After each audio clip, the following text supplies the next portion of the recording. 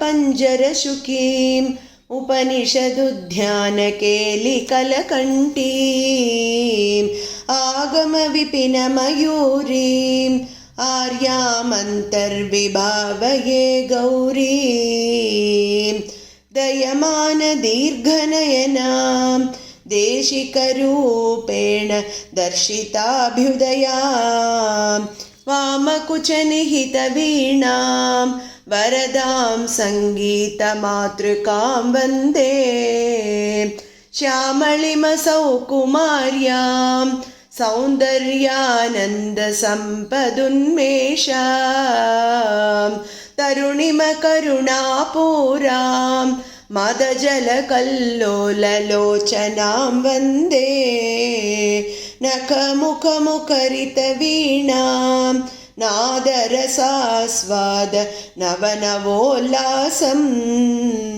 मुखमम्ब मोदयतु मां मुक्ताताटङ्कमुग्धहसितं ते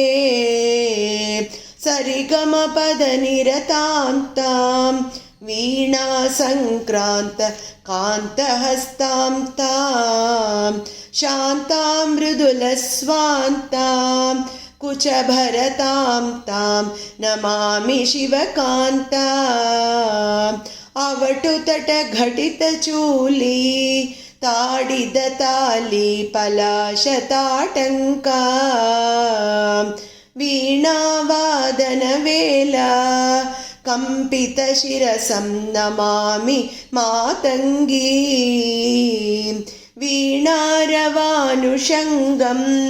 विकचमुखाम्बोज माधुरीभृङ्गीं करुणापूरतरङ्गं कलये मातङ्गकन्यकापाङ्गं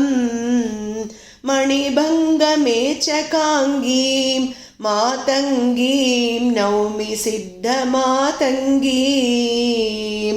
यौवनवनसारङ्गीं सङ्गीताम्भोरुहानुभव भृङ्गीं मेचकमासेचनकं मिथ्यादृष्टान्तमध्यभागं ते मातस्वरूपमनिशं मङ्गलसङ्गीतसौरभं वन्दे नवरत्नमाल्यमेतत् रचितं मातङ्गकन्यकाभरणं यः पठति भक्तियुक्तः स भवेद्वागीश्वर